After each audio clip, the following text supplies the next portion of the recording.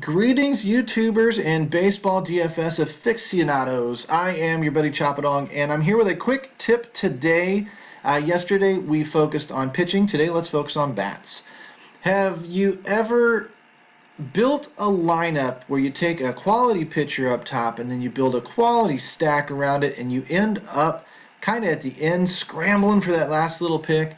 Well, today we're going to solve that problem. We're going to build a list in advance that sort of shows you how to have somebody at the ready that is a quality punt instead of that last scrub at the very, very end. The reason that it drives me nuts to hear that is it tells me you waited to the very end to solve the problem and you screwed yourself. You're dead money in the DFS world, because I hear so many times, hey, how did you end up on that guy?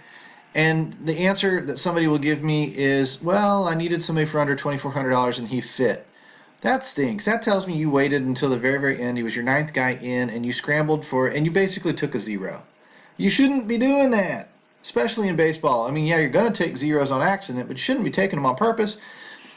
We're going to fix that. We're going to dive in and show you how to do that. If you have never followed me before, like and subscribe to the channel. I am Choppadong. I am lead editor of content, senior contributor, and coach inside DFSArmy.com. You can always find a link to our material down there in the comments section. Use that coupon code CHOP, C-H-O-P, to deliver that 20% off discount to you every single month that you remain a member, and really and truly unlock the keys to every sport that we play, every sport that we dominate, every tool that we produce, and all of the coaching between the experts and the members that you can participate in the discussions and make yourself better by discussing bankroll, management, contest selection, things like game theory and leverage of ownership, stacking, not stacking. Is a 5-stack better than a 4-stack? All these conversations are constantly happening. And we often provide a lot of feedback to our members that have these questions as they learn to get better and play DFS more effectively. So let's dive in. Let me show you kind of what I'm talking about with building the punt list. I've set up our research station with the late slate only, the main slate only. All of our teams are on there except for the Washington-Philadelphia game, so that may throw a monkey wrench in the works. It may not. Don't know.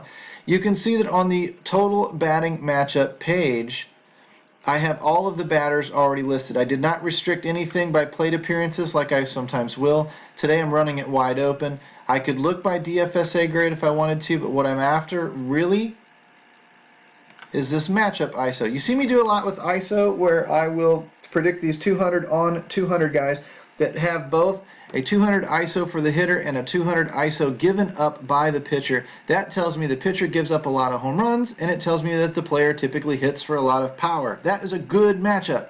That is a green light on green light situation you want to be taking advantage of. However, what I did today was compiled my list of big bats and small, but I specially denoted the small bats, small price bats. I sorted by matchup ISO, which is basically an average between the two. But what it's going to do is bring the big numbers up top, and it's going to allow me to start watching these two columns. If they're both over 0.200, I'm writing the name down. But I'm going position by position. The first thing I'm going to do is set up our catcher and first base since they are combined on FanDuel. And I'm looking for these names of guys that I want in a good situation. I see a 319 ISO allowed, or I'm sorry, a 154 ISO allowed by Max Fried. That's not very good as far as us wanting to attack him with bats for power. Even though the 484 is outstanding out of Peter Alonso, wouldn't surprise me if he hit a home run today. The average between the 484 and the 154 is a 319. That's what those three columns mean. However, I want two green lights, not just one green light. I don't care if the light's really, really green. I want two green lights. I want a batter with high power going up against a pitcher that gives it up.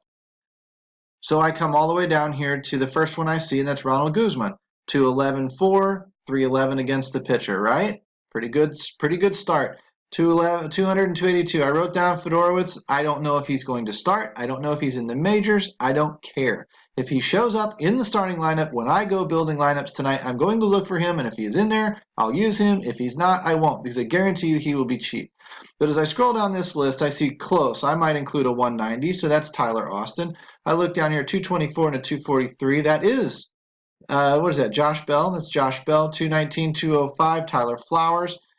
Catcher in Atlanta, 234, 181 is okay, but for the purposes of what I try to do, I got to draw the line somewhere, and I try to draw it at 200, maybe in the 190 range, but 181 is a little bit low for me, even though it's a fine number in general terminology. 205 to 210 for Miley. See, the 280 versus the 131 is kind of for Cron. We know Cron has power, but it doesn't look like Eduardo Rodriguez gives it up to Cron's handedness. Whether it's right or left-handed, I don't know. I know that Rodriguez is a lefty. If I scrolled over a little bit, I'd see what Cron is. Don't care. It doesn't match up very well. So I'm going down this list, and then when I'm done, I'm going to scroll over to the pricing, and if he's below 3,500, I'm going to put a little dollar sign next to him as I write him down on my piece of paper. And that would be Guzman, obviously here at 2,600. Fedorowicz, of course.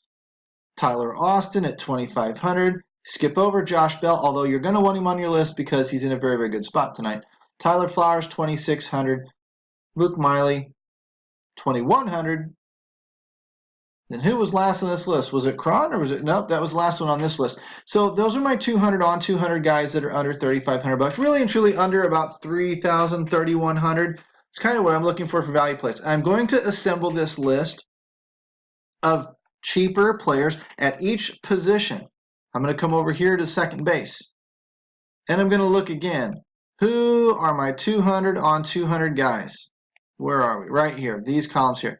One, Ozzie Albies. Right? Looking, nothing. The further down you go, the less of a chance it has of happening, or else its matchup score would be a little bit higher. So I come to Ozzie Albies, 3,500 or over, not on my list. Actually, 3,100 or over, not on my list. So although Albies is great, and I've got him written down on my piece of paper, he doesn't get the dollar sign next to him because he's not a punt play. Come over here to my, watch this list here, because I'm going to make it disappear. I'm going to come over here to the ISOs, and you follow along as I go down this list, okay? These are the guys that are all going to be a 200 on the ISO and a 200 on the starting pitching ISO. Cabrera, Escobar, Turner, Freeman over here, these guys. And the guys that get the dollar sign are Cabrera, Turner, and Freeze. I'm sorry, not Freeman. Freeze. David Freeze. The other guys didn't have the requirements. So I've got 3 punt plays at third base if I want them. Come over here to shortstop, and I'm going to do the same thing. I don't need to show you the price. You already know what I'm doing over there. Chris Taylor is a 200 on 200 guy, right? 207 for, 243 against, 200 on 200. Paul DeYoung is also one, 212 on 200. But Chris Taylor's the only one under 3,100. So Chris Taylor is my value guy if I need it. I want to put Paul DeYoung in there. I think Paul DeYoung might be the better bat.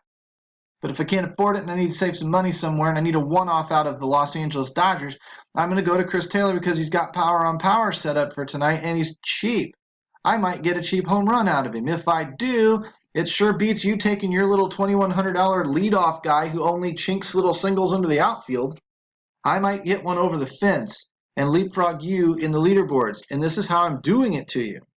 And this is the kind of information that you need. As we round off outfielders, this is the kind of information that you need to make yourself a better player, that we have the tools and the know-how and the coaching to offer you. And that's why you need to go to the comments section and click dfsarmy.com, use the coupon code CHOP, C-H-O-P, trigger the 20% discount, and get your butt in here and learn it today.